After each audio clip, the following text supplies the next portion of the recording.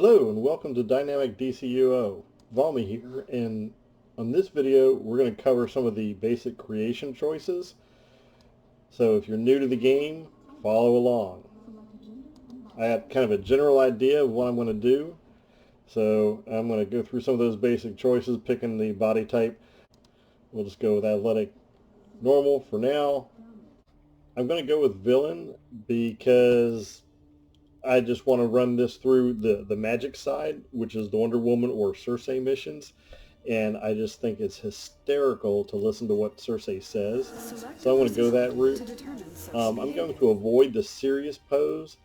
If you notice on the serious how low he's got his chin, that winds up being a style issue on some things.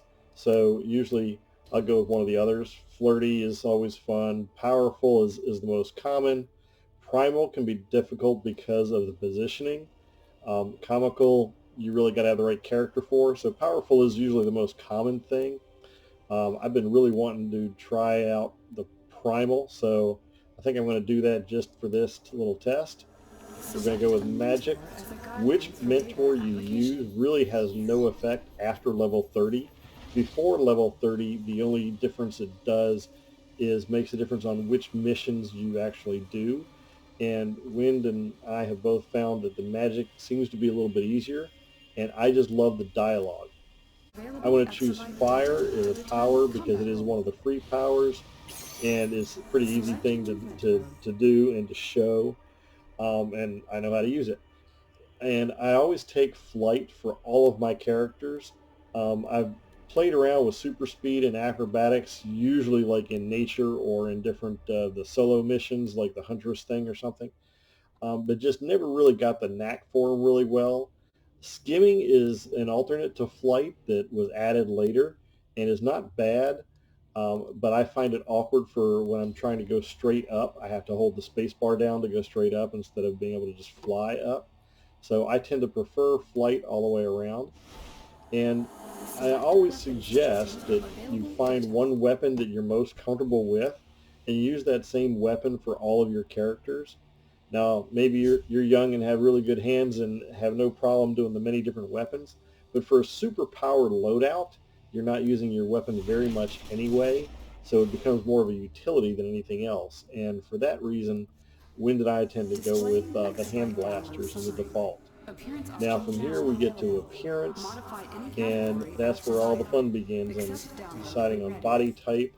We'll go with skin, and there are many varieties of skin. The glowing is just way too bright for me.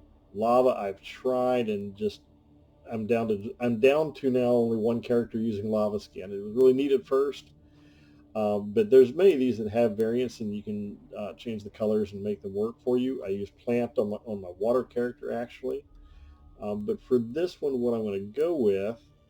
Oh, and I tried undead, and that only worked. That didn't work. I liked it, but Wynn just kept telling me how horrible it looked, and eventually I had to agree. Reptile has worked pretty well for me on some things.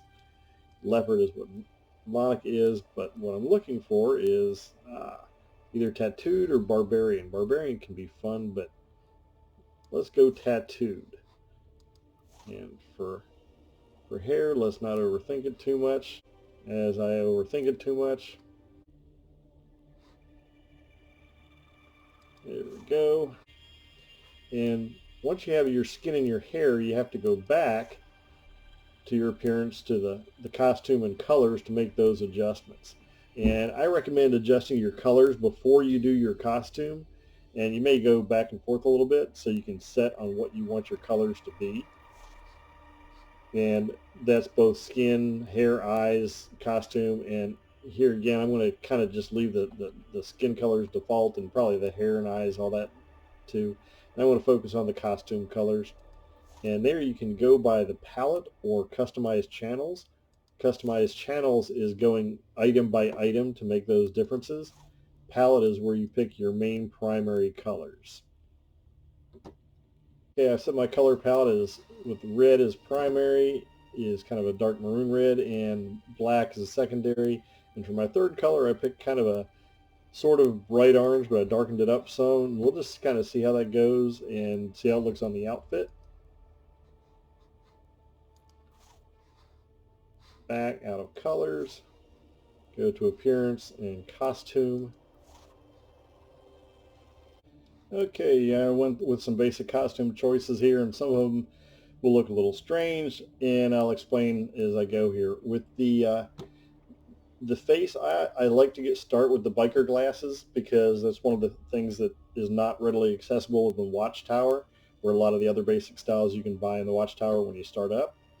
And I went with the full devil on the head item, which I'm considering just not even having the head item, just sticking with the glasses once I'm in the game. And same with the back item. I really don't like capes. There's not too many back items that I do like, but I always start with the item so you've got that style bonus. Just the desk head belt, formal gloves, went with the clean cuffed boots, but again, I'm going to take those off once we get into the game because I just don't like them. So those are the basics. Let's start and see if we can get a name that works and begin. Oh, well, let's see if we can do it a different way. This is the fun part.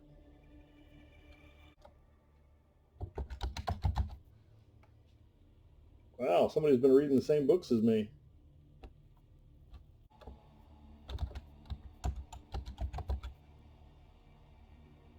Definitely reading the same books as me. Well, when in doubt, I fall back to my old GURPS names and I come up with something. Go figure. Now, I'm not going to do any kind of skipping. I'm not going to skip the tutorial. I want to start on the ship so we can show you going through that. Well, that's all for now. If you like this content, please hit like and subscribe. And as we always say, happy gaming.